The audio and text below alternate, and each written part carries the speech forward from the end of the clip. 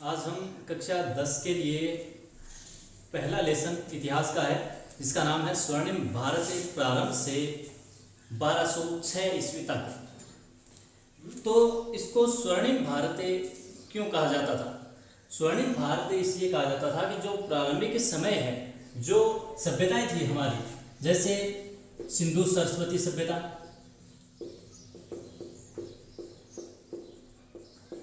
सिंधु सरस्वती सभ्यता, इसके बाद में वैदिक सभ्यता, इसके बाद में जो रामायण और महाभारत का जो समय है, रामायण महाभारत, इनकी जो संस्कृति थी,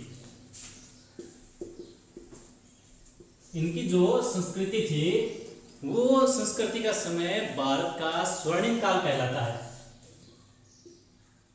वो जो संस्कृति है वो भारत का स्वर्णिम काल कहलाता है। तो इसीलिए इसे स्वर्णिम काल कहा गया है। जो प्रारंभिक भारतीय जो इतिहास रहा है, जिनमें सिंधु सरस्वती सभ्यता है, वैदिक सभ्यता है, रामायण महाभारत की जो संस्कृति है, ये सभी। उसके बाद में हम बात करते हैं कि जो उत्तर वैदिक काल है, वैदिक काल को दो भागों में बांटा गया था। एक तो था ऋग्वैदिक काल, ऋग्वैदिक कालीन, और दूसरा है उत्तर वैदिक कालीन, उत्तर वैदिक कालीन। तो जो उत्तर वैदिक कालीन जो समय है, उसमें संपूर्ण भारत है वो जनपदों में विभाजित था, जनपदों में बंटा हुआ था। और यही जनपद आगे बौद्ध काल में महाजनपदों में परिवर्तित हो गए, महाजनपदों में परिवर्तित हो गए। और इन महाजनपदों की जो जानकारी है वो हमें एक बौद्ध ग्रंथ जिसका नाम है अगुत्तर निकाय, इस बौद्ध ग्रंथ से हमें इन महाजनपदों की जानकारी मिलती है, जिनकी संख्या इनमें बताई गई है 16। कुल 16 महाजनपद थे। जो उत्तरी भारत था, प्राचीन भारत की हम बात कर रहे हैं, जो उत्तरी भारत था, उस पर किसी एक राजा का राज्य नहीं था, शासन नहीं था। वो इन जनपदों में बंटा हुआ था, वहां पर सार्वभौम सत्ता का अभाव था। तो ये जो शासन व्यवस्था है वो इन महाजनपदों की बदौलत चलती रही थी।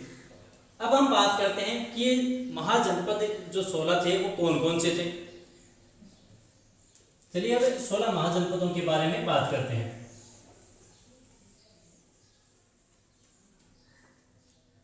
इन महाजनपदों में जो भारत से बाहर थे दो, उनमें जो सबसे ऊपर नाम है वो है कंबोज का, कंबोज, और उसके बाद में गांधार। ये दो महाजनपद वर्तमान भारत के बाहर थे। उस समय तो ये भारत में आते थे, लेकिन वर्तमान भारत के बाहर थे, जिनमें कंबोज है।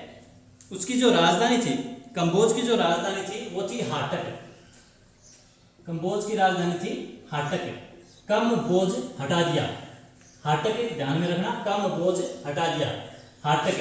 या फिर एक और इसका नाम आता है राजपुत। उसके बाद में हम बात करते हैं गांधार की। इसमें नाम ध्यान में रखना, धार कैसे लगती है? शिला पर रगड़ने से। तो इसकी जो राजधानी थी वो थी तक्षशिला। तक्ष का अर्थ होता है तीखी। तो धार को तीखा कैसे किया जाता है? शिला पर रगड़कर। तो गांधार की जो राजधानी थी वो थी तक्षशिला। उसके बाद में हम बात करते हैं राजस्थान से संबंधित तीन महाजनपदों का उल्लेख होता है जो राजस्थान से संबंधित हैं। उनमें से दो राजस्थान से बाहर हैं और एक मुख्य रूप से राजस्थान के अंदर है। तो जो राजस्थान के अंदर है उस जनपद का नाम था मत्स्य जनपद।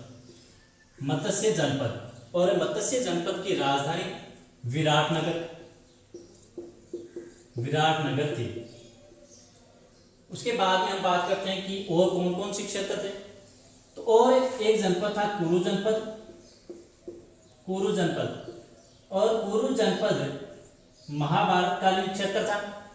इसकी जो राजधानी थी वो हस्तिनापुर, प्रारंभ में इसकी राजधानी थी हस्तिनापुर, और बाद में इसकी राजधानी पांडवों के द्वारा कर दी गई थी इंद्रप्रस्थ है वो पांडवों के द्वारा बसाई गई थी इसकी राजधानी। और ये जो क्षेत्र है इंद्रप्रस्थ वो वर्तमान दिल्ली के आसपास का क्षेत्र है, और राजस्थान का इसमें अलवर क्षेत्र है वो आता था, उत्तरी अलवर क्षेत्र। उसके बाद में हम बात करते हैं कि राजस्थान से संबंधित एक और कौन सा महाजनपद है। एक और महाजनपद है सूरसेन महाजनपद, और सूरसेन जनपद की जो राजधानी थी वो थी मथुरा। और सूरसेन जनपद के अंतर्गत राजस्थान के जो क्षेत्र थे वो आते थे पूर्वी अलवर के अलावा भरतपुर को ब्रज क्षेत्र के अंतर्गत शामिल किया गया है। भरतपुर के अलावा धौलपुर और करौली, ये जो क्षेत्र थे राजस्थान के, ये सूरसेन जनपद के अंतर्गत आते थे। अब सूरसेन जनपद को जो यूनानी लेखक हैं, जो विद्वान हैं, वो सूरसेनोई के नाम से भी जानते थे। सूरसेन को कहते थे, और जो मथुरा राजधानी थी उसको कहते थे मेथोरा। ये नाम आपको ध्यान में रखने हैं, इसको और किस नाम से जाना जाता था। उसके बाद में हम बात करते हैं, ये राजस्थान से संबंधित हो गए, तीन राजस्थान से संबंधित है, दो बाहर थे।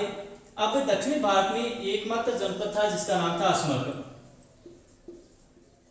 अस्मक जनपद है वो एकमात्र दक्षिण भारत का था। ये महाराष्ट्र के नीचे के हिस्से का था, और अस्मक की जो राजधानी थी वो थी पोतन। ये अस्मक जनपद की राजधानी थी। इसके बाद में अस्मक के ऊपर के क्षेत्र में, मध्य प्रदेश के आसपास के क्षेत्र में एक और जनपद था जिसका नाम था अवंती जनपद। और अवंती महाजनपद की जो राजधानी थी वो दो भागों में बंटा हुआ था। ये अवंती महाजनपद है, और इसके उत्तरी भाग की जो राजधानी थी वो थी उज्जैनी, और दक्षिणी अवंती की जो राजधानी थी वो थी महिष्मति। वर्तमान में महेश्वर के नाम से ये क्षेत्र है वो जाना जाता है। ये अवंती महाजनपद हो गया। उसके बाद में हम बात करते हैं काशी महाजनपद की। तो काशी को वर्तमान में वाराणसी के नाम से जाना जाता है। काशी को ही बनारस के नाम से भी जाना जाता है। वाराणसी जो हमारे वर्तमान प्रधानमंत्री जी का निर्वाचन क्षेत्र है, तो काशी की जो राजधानी थी वो वाराणसी थी। काशी की जो राजधानी थी वो थी वाराणसी। उसके बाद में हम बात करते हैं कौशल जनपद की। अब कौशल जो महाजनपद है ये रामायण का लेन है। भगवान श्री राम कौशल के ही राजा थे, और इनकी जो राजधानी थी वो थी अयोध्या। तो ये कौशल है वो राम राज्य था, अयोध्या इसकी राजधानी थी। बाद में रामायण काल में इसकी राजधानी अयोध्या थी, और बाद में बुद्ध काल जब आया तो कौशल की राजधानी वो दो भागों में विभक्त हो गई, यानी दो इसकी राजधानी हो गई थी, जिसमें उत्तरी कौशल की राजधानी थी साकेत, और दक्षिणी कौशल की राजधानी थी श्रावस्ती। ये दो राजधानियां हो गई थी बुद्ध काल आते आते। प्रारंभ में इसकी राजधानी थी अयोध्या, और बुद्ध काल आते आते इसकी राजधानी साकेत और श्रावस्ती दो हो गई। उसके बाद में हम बात करते हैं अंग महाजनपद की जो राजधानी है वो है चंपा। अंग महाजनपद की राजधानी क्या है? चंपा है। उसके बाद में ये जो महाजनपद थे, इनमें से ज्यादातर महाजनपद थे वो राजतंत्र थे, वहां पर राजा का ही शासन होता था। और दो मुख्य रूप से महाजनपद आते हैं जहां पर गणतंत्रीय व्यवस्था थी, जो शासन व्यवस्था थी वो गणतंत्रीय थी। वो दो कौन कौन से थे? वो दो थे, एक तो था उसमें वज्जी और दूसरा था इसमें वज्जी की जो राजधानी थी वो थी विदेह और मिथिला। विदेह और मिथिला ये वज्जी की राजधानी थी। और दूसरा महाजनपद था जहां पर गणतंत्रीय व्यवस्था थी, वो था मल्ल। मल्ल वैसे पहलवान को कहते हैं और पहलवान है वो अपनी शक्ति के लिए जाना जाता है। तो इसकी जो राजधानी थी वो थी कुशावती। मल्ल है वो कुश्ती लड़ते हैं, तो कुश्ती से याद रखना कुशावती है वो मल्ल महाजनपद की राजधानी था। उसके बाद में हम अगले महाजनपद की बात करते हैं, तो चेदी, यहां पर लिख रहा हूं मैं, चेदी महाजनपद। चेदी महाजनपद की जो राजधानी है वो थी शक्तिमती, बुद्धि की शक्तिमती। तो चेदी जनपद की जो राजधानी है वो क्या थी? शक्तिमती। उसके बाद में हम बात करते हैं मगध की। मगध की दो राजधानियों के जिक्र आते हैं, यानी दो नाम उसके मिलते हैं। एक तो है राजगृह और जो दूसरा नाम है वो है गिरिब्रज। ये दो नाम है वो मिलते हैं मगध के। मगध महाजनपद की दो राजधानियों के नाम मिलते हैं। इसमें याद रखना मगराजगिरी, ये नाम ध्यान में रखना है अपने को, मगराजगिरी, इसमें से याद रह जाएगा मगराजगिरी कि मगध की राजधानी थी वो राजगिरी और गिरिब्रज दो मिलती हैं। उसके बाद में हम अगले जो महाजनपद है उसकी बात करते हैं। अगला जो महाजनपद है वो है पांचाल। और इसी पांचाल महाजनपद से संबंधित है द्रौपदी, जिसे पांचाली भी कहा जाता था। द्रौपदी यहाँ के राजा थे उस समय, महाभारत कालीन ये बात है। और इसकी भी दो राजधानियां मिलती है पांचाल की। पांचाल भी दो भागों में विभक्त है और इसकी दो राजधानियां मिलती हैं। तो उत्तरी जो पांचाल है उसकी राजधानी थी अहिछत्र। वैसे अहि है वो सांप को कहा जाता है, अहि का अर्थ होता है सर्प, और सर्प के छत्ते को देखकर है वो सभी लोग कांपने लग जाते हैं। तो इसकी जो दूसरी राजधानी है वो क्या है? कांपिल्य। सर्प के छत्ते को देखकर कांपने लग जाते हैं, तो दूसरी राजधानी वो कांपिल्य है। तो उत्तरी पांचाल की राजधानी है अहिछत्र और दक्षिणी पांचाल की राजधानी है कांपिल्य। उसके बाद में हम बात करते हैं अगले जनपद की। अगला जनपद है वत्स वैसे पुत्र को कहते हैं और इसकी राजधानी है वो है कौशाम्बी। अंबा इसमें मिल जाता है नाम, अंबा अंबी, तो वत्स कौशाम्बी ये ध्यान में रखना। उसके अलावा और राजधानी है वो है नहीं, लगभग 16 है वो हो चुके हैं महाजनपद। इसमें कंबोज है, गांधार है, चेदी, मगध, वत्स, अश्मक, अवंती, मत्स्य, कुरु, सूरसेन। फिर बात करते हैं अंग, कौशल, काशी, सूरसेन हो चुका है, वज्जी, मल्ल। ये लगभग है वो 16 महाजनपद है वो हो चुके हैं। अब हम बात करते हैं कि इन जनपदों में कुछ महत्वपूर्ण, कुछ मजबूत राजतंत्र वाले जो महाजनपद हैं वो कौन कौन से हैं, तो उनकी हम बात करते हैं अभी।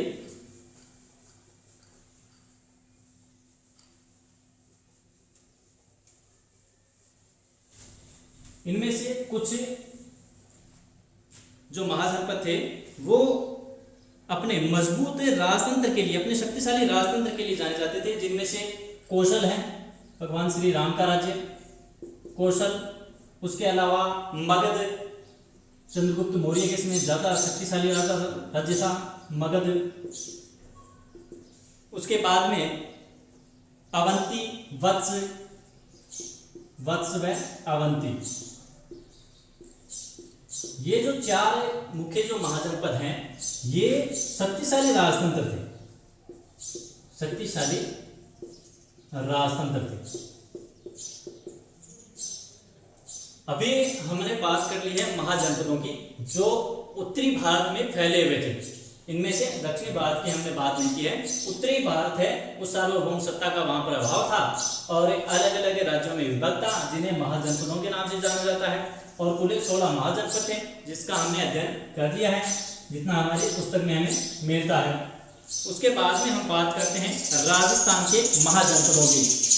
तो राजस्थान में भी कुछ महाजनपद उनको नहीं कह सकते, महाजनपदों से जो राजस्थान से संबंधित थे वो मैंने आपको बता दिए थे। एक तो कुरु था, दूसरा मत्स्य और तीसरा था सुरसेन। ये तीनों महाजनपद थे वो राजस्थान से संबंध रखते थे। इसके अलावा कुछ जनपद हैं जो राजस्थान से संबंधित हैं। एक मैं आपको बात बता दूं कि 326 ईसा पूर्व में, 326 से ईसा पूर्व में एक महान शासक हुआ था यूनान का, जिसका नाम था सिकंदर, जिसे सिकंदर महान के नाम से जाना जाता है। सिकंदर राजा था, अरस्तु का शिष्य था। अरस्तु महान राजनीतिज्ञ, अरस्तु का शिष्य था सिकंदर। और ये 326 ईसा पूर्व आते आते भारत तक पहुंच चुका था। अपनी संपूर्ण विश्व विजेता की जो राह थी वो पकड़े हुए था और भारत तक पहुंच चुका था, भारत की सीमा में प्रवेश कर चुका था। जब ये झेलम नदी तक पहुंचा तो वहां से इसने यू टर्न ले लिया, यानी वापस अपने क्षेत्र की तरफ चल दिया। तो ये भारत में आगे प्रवेश नहीं कर सका। झेलम नदी थी आगे, और नदी पार करने से इनके जो नौ सेनापति थे, जो जल सेनापति थे, उन्होंने मना कर दिया था, जिसकी वजह से ये आगे नहीं चल सके। तो उस समय जब सिकंदर आगे बढ़ रहा था तो भारत के पंजाब प्रांत में कुछ जातियां थी जो शौर्य के लिए, अपने पराक्रम के लिए, अपनी शक्ति के लिए जानी जाती थी, जिनमें से सीरी, मालव ये मुख्य थी। इनके अलावा एक और अर्जुनायन, ये जो 3 जातियां थी, ये सिकंदर के आक्रमण के समय अपना क्षेत्र छोड़कर, यानी पंजाब को छोड़कर राजस्थान में आ गई थी। तो ये जिस क्षेत्र में गई थी वहां पर इन्होंने अपना एक अलग राज्य स्थापित किया था, जो जनपद कहलाया। इन्हीं की हम अब बात करते हैं। तो सबसे पहले राजस्थान के जनपद की हम बात करते हैं, वो आता है जांगल जनपद। इस जनपद के अंतर्गत राजस्थान के वर्तमान 2 जिले शामिल हैं, जिनमें से बीकानेर और जोधपुर नाम आता है। बीकानेर व जोधपुर, इनका क्षेत्र जंगल जनपद के नाम से जाना जाता था पहले। अब बीकानेर और जोधपुर के जो राठौड़ शासक थे, इन्होंने इस क्षेत्र को एक जनपद के रूप में बसाया। यहाँ पर किसी बाह्य जाति की वजह से ये जनपद नहीं बना था। और बीकानेर के जो शासक थे, बीकानेर के शासक थे, उनको जंगलधर बादशाह के नाम से भी जाना जाता है। जंगलधर बादशाह, जंगलधर बादशाह के नाम से बीकानेर के शासकों को जाना जाता है। इस जनपद की हम राजधानी की बात करें, जंगल जनपद की राजधानी, इसकी राजधानी थी अहिछत्रपुर।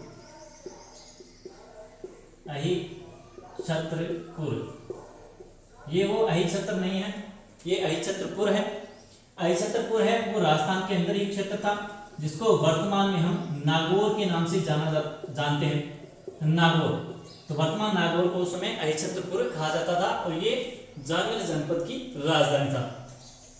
इसके अलावा इस क्षेत्र में, इस जांगल जनपद को कुछ अन्य नामों से भी जाना जाता है। ये कुरु महाजनपद के समीप लगता है, क्योंकि जो दिल्ली का क्षेत्र था उसके नजदीक ही था, इसीलिए इसके उपनाम में एक तो नाम आता है कुरु जांगला,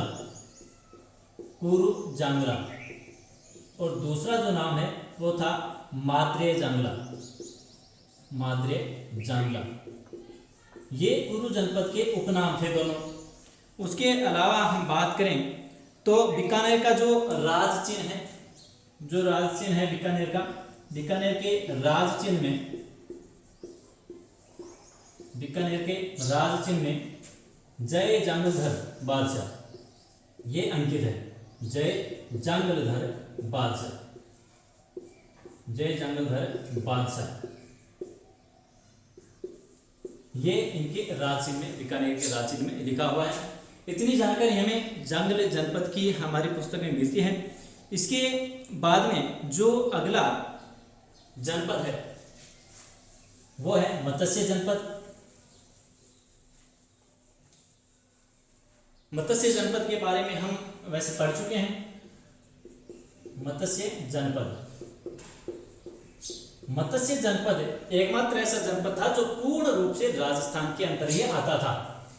तो मत्स्य जनपद की राजधानी, मत्स्य जनपद की जो राजधानी थी वो थी विराटनगर। विराटनगर वर्तमान जयपुर का बैराट क्षेत्र, बैराट क्षेत्र जो जयपुर में पड़ता है वर्तमान में। तो ये मत्स्य जनपद की राजधानी था विराटनगर। महाभारत काल में कुछ अवशेष भी यहाँ से मिले हैं बैराट सभ्यता से। जो पांडव थे वो अज्ञातवास के समय यहाँ पर आए थे। उसके अलावा इसका जो विस्तार है वो चंबल नदी, सरस्वती नदी के मध्य का है। चंबल और सरस्वती, ऊपर सरस्वती नदी, नीचे चंबल नदी, इन नदियों के बीच में मत्स्य जनपद का विस्तार हुआ है। उसके बाद में हम बात करते हैं कि इस जनपद के अंतर्गत कौन कौन से क्षेत्र शामिल हैं। तो इस जनपद के अंतर्गत पश्चिमी अलवर, पश्चिमी अलवर, उसके बाद में भरतपुर, जयपुर और इनके आसपास का कुछ क्षेत्र, ये थे वो मत्स्य जनपद के अंतर्गत शामिल थे। उसके अलावा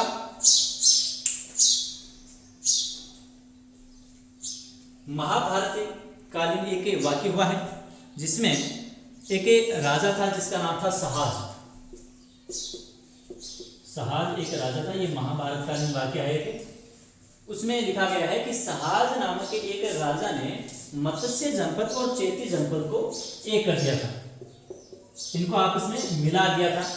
चेती जनपद और मत्स्य जनपद को इनको आपस में मिला दिया था।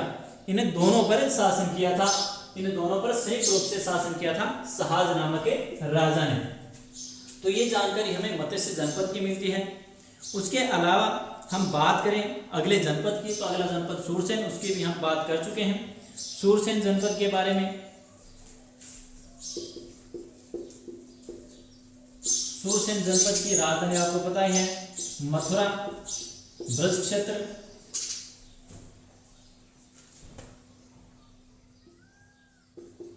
कृष्ण जी का यहाँ पर शासन हुआ था। कृष्ण जी थे यादव वंश के, तो यादव वंश का यहाँ पर शासन था। यादव वंश का शासन था मथुरा में या इसे सूरसेन जनपद के अंतर्गत। उसके बाद में हम बात करें तो इस क्षेत्र को जो उपनाम हमने बताए थे यूनानी लेखकों के, यूनानी लेखकों ने इसको सूरसेनोई, सूरसेनोई कहा है। और मथुरा को क्या कहा है? मैथोरा।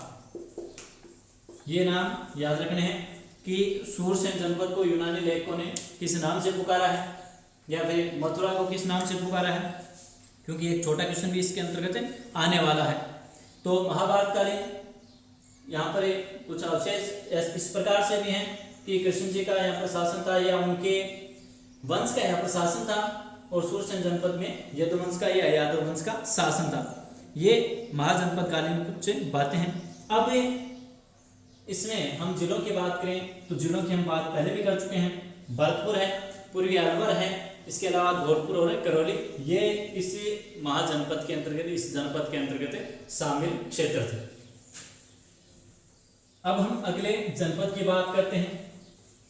हमने पहले पढ़ा है कि कुछ जो जातियां थी वो पंजाब से राजस्थान में आई थी। उनमें से एक जाति थी सीवी, सीवी जाति थी। और सीवी जाति ने राजस्थान में आकर चित्तौड़ के आसपास के क्षेत्र में,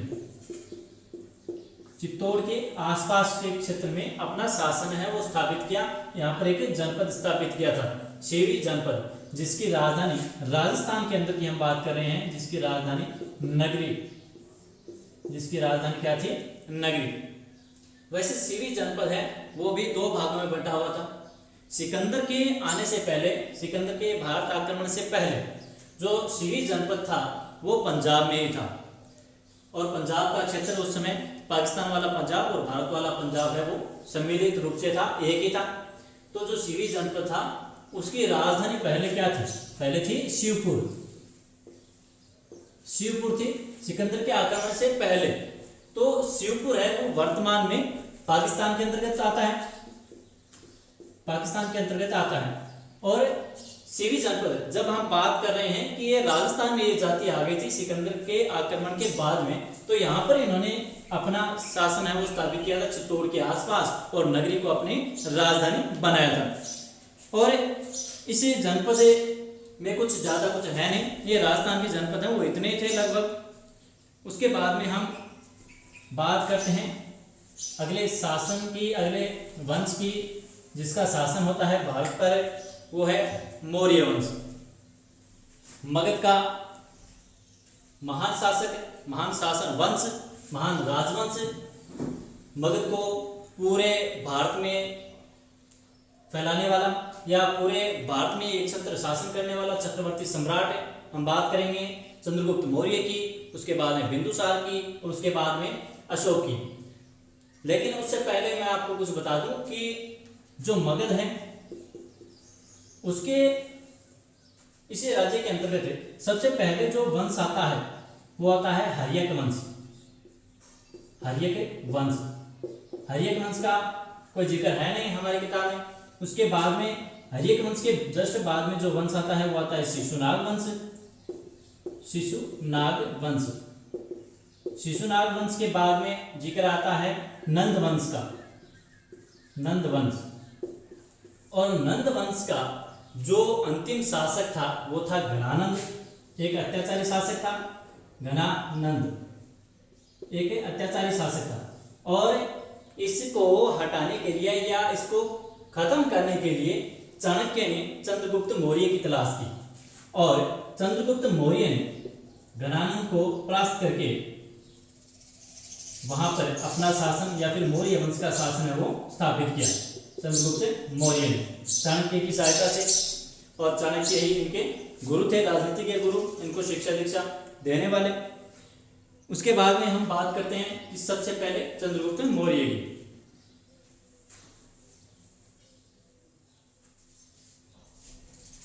सबसे पहले नाम आता है चंद्रगुप्त मौर्य का मौर्य वंश में।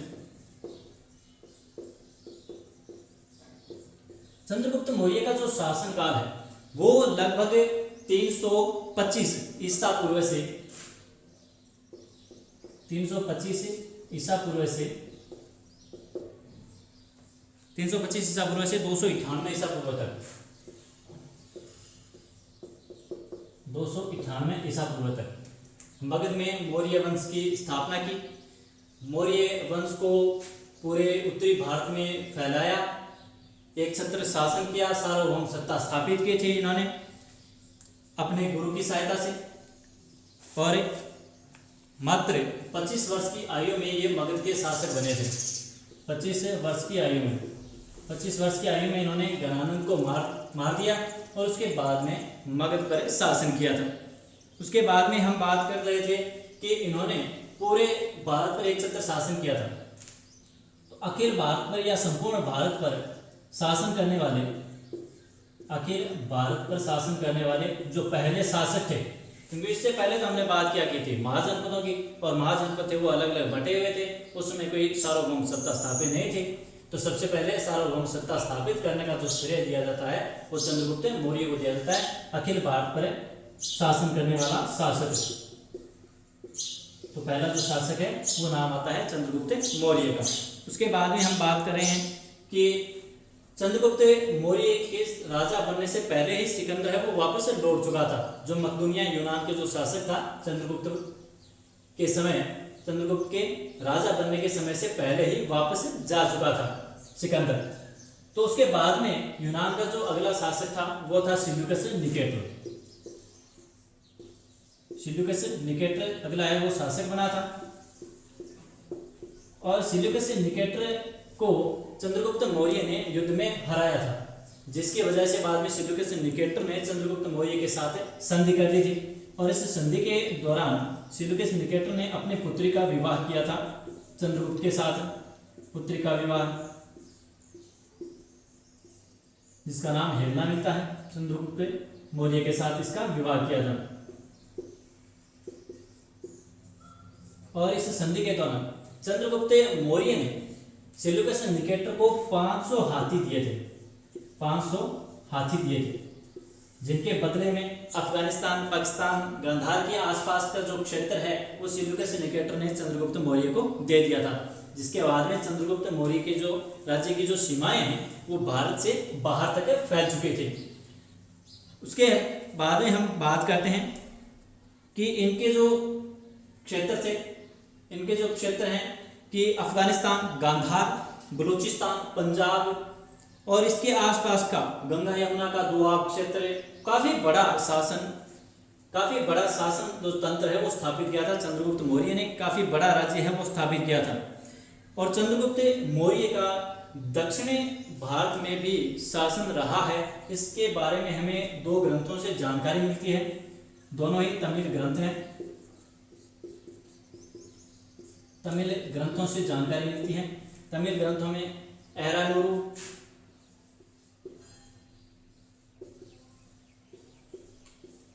और दूसरा जो नाम आता है नारू, मुंद्रू नारू। ये जो 2 ग्रंथ हैं, तमिल ग्रंथ हैं, सॉरी नाम थोड़ा आगे पीछे हो गया, मुरना नूरू, एना नूरू, ये जो 2 तमिल ग्रंथ हैं इनसे हमें जानकारी मिलती है कि चंद्रगुप्त मौर्य ने दक्षिण भारत पर भी शासन किया था। उसके बाद में चंद्रगुप्त मौर्य ने अपने अंतिम समय में जैन धर्म है वो ग्रहण कर लिया था, जैन धर्म ग्रहण कर लिया था। और जैन धर्म की इन्होंने शिक्षा दीक्षा ली थी जैन गुरु भद्रबाहु से। जब चंद्रगुप्त मौर्य को लगा कि अब मेरा अंतिम समय है वो निकट आ चुका है, तो इन्होंने अपने अंतिम समय में अनशन के दौरान अपने प्राण है वो त्यागे थे, अनशन से अपने प्राण त्यागे थे।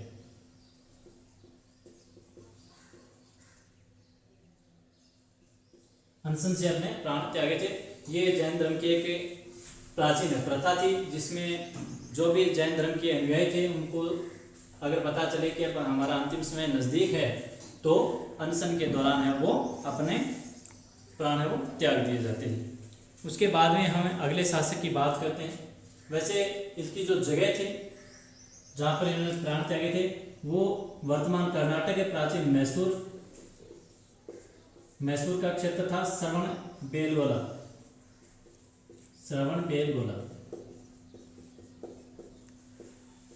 इस स्थान पर इन्होंने अपने प्राण त्यागे थे, मैसूर, जिसे वर्तमान में कर्नाटक के नाम से जाना जाता है। अगले हम शासक की बात करते हैं चंद्रगुप्त मौर्य के उत्तराधिकारी, इनके पुत्र बिंदुसार की।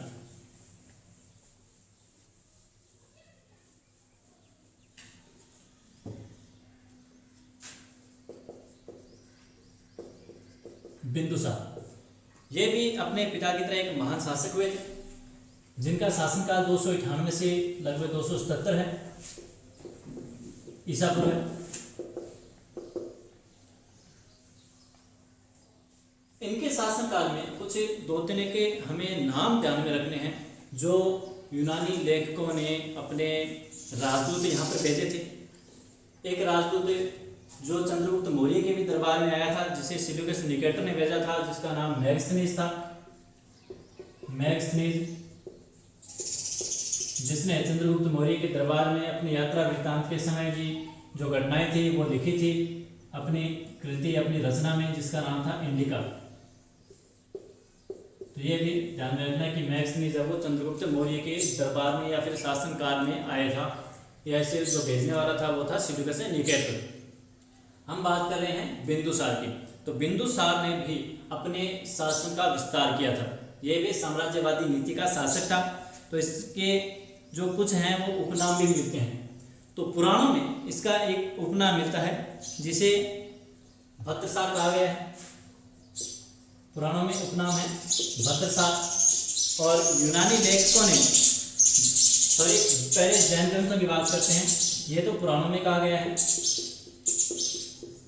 फिर जैन ग्रंथों में एमित्रोचेट्स ये नाम मिलता है जैन ग्रंथों में। जैन ग्रंथों में एमित्रोचेट्स है वो इसका नाम मिलता है। उसके बाद में इन्होंने बिंदुसार ने जो दक्षिण भारत के क्षेत्र चंद्रगुप्त मौर्य नहीं जीत पाया था उन क्षेत्रों को जीता था बिंदुसार ने, यानी अपने साम्राज्य का विस्तार किया था दक्षिण भारत तक। उसके बाद में इनकी जो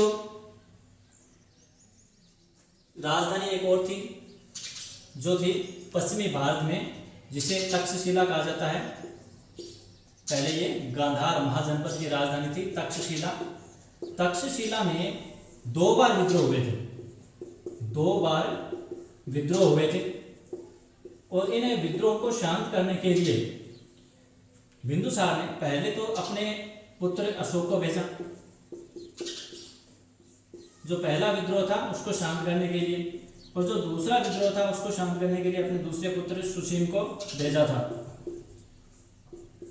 तो 2 बार तक्षशिला में विद्रोह हुआ था और पहले अशोक को भेजा गया था उस विद्रोह को शांत करने के लिए, और दूसरी बार भेजा गया था सुसीम को। तो ये भी ध्यान में रखना इनका क्रम कि पहले अशोक गया था और दूसरी बार गया था सुसीम। उसके बाद में बिंदुसार के राज दरबार में यूनानी शासक एंटियोकस प्रथम, यूनानी शासक एंटियोकस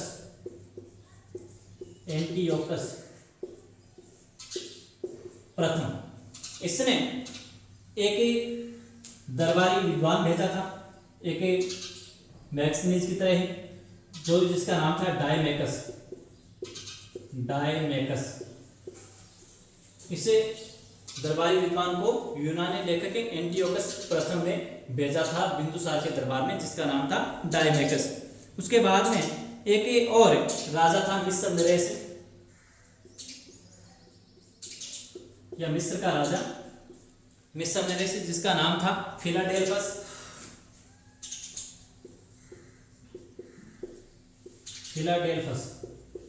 इसने भी एक दरबारी विद्वान भेजा था बिंदुसार के दरबार में, जिसका नाम मिलता है डियानिसियस,